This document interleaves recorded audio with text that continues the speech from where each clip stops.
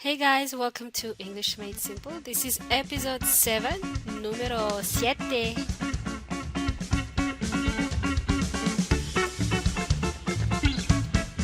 Hey guys, welcome muchachos, amigos. Welcome to English Made Simple. My name is Milena. Thank you so much for joining in to another episode. I can't believe this is episode 7. Yay! Alright. Hey, if you haven't listened to my last episode, please go back now and listen to it. It's a short one, but it's going to introduce you to phrasal verbs. Yeah, using phrasal verbs will make you sound like a native speaker. It's gonna make you sound really fluent. So it's just an introduction to phrasal verbs. So if you listen to my last episode, you'll find out what it is.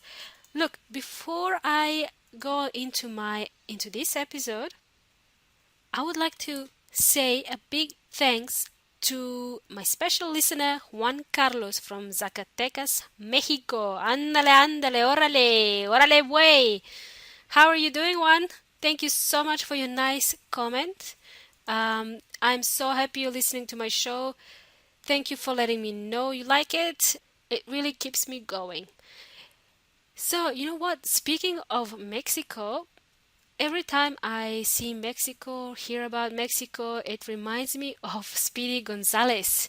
You know the Speedy Gonzales, the cartoon, dibujos animados cartoon? It's that little fast raton, mouse. Speedy Gonzales. Yes, I remember when I was 10 years old, I think. Speedy Gonzales was always playing on TV after school. So yeah, that's one memory I have of Mexico. This was back home in Serbia. So another thing that reminds me of Mexico is a tequila. You know what? Tequila is like a universal language of the world. You can say tequila, everybody will understand you anywhere in the world. Another thing I want to mention about Mexico and in Australia, where I live, there is a lot of Mexican restaurants popping up. They are everywhere. Every corner there is a Mexican. Almost every corner. I'm exaggerating. Almost every corner has a Mexican restaurant or some place that sells burritos or tacos. So I love Mexican food. It's delicious. I haven't found one in Santiago yet that I like, but I found one in Viña del Mar. So yeah, it's very delicious food. Okay, enough, Milena. Enough of chit chat. Let's move on to this episode. We are going to go back to phrasal verbs. Oh, jolly good. So I've introduced you to phrasal verbs from my friend Weon Inteligente, Cambridge Online Dictionary. Do you remember? Go back and listen to the last episode. So what I want to do now is I want to give you a tip that you can use. It's a Cambridge app. Yes, it's a boring cousin of Weon Inteligente. Cousin meaning primo. It's a primo de Weon Inteligente. Cambridge app. Do you know what app is? It's aplicación. You have to download this on your phone, and it's got a lot of phrasal verbs that you can browse through. You can have a look, you can see, you can check, and you can learn when you're in the train or going to work, drinking a cup of coffee somewhere, or having a burrito or taco, or having a tequila even. You can check your phrasal verbs.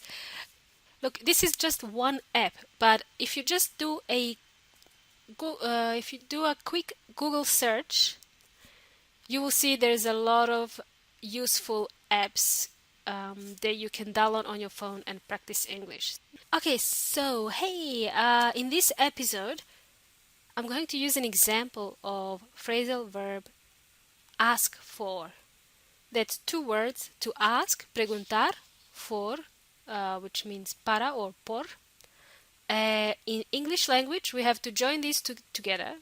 Ask for, which means one word in Spanish, pedir. To ask for is pedir. You use this in a sentence. I'm gonna ask for a burrito. When I go to a Mexican restaurant, I usually ask for a chicken burrito. So, in this instance, we use ask for. You can also ask for help. Ask for help, help meaning ayuda. So, if you need help with something, you can ask someone for help. Pedir ayuda. Alright, you know what? In one of my future episodes, I'm going to cover something called IELTS and TOEFL exams. These are English exams. It's the dark side of English. El lado oscuro del inglés.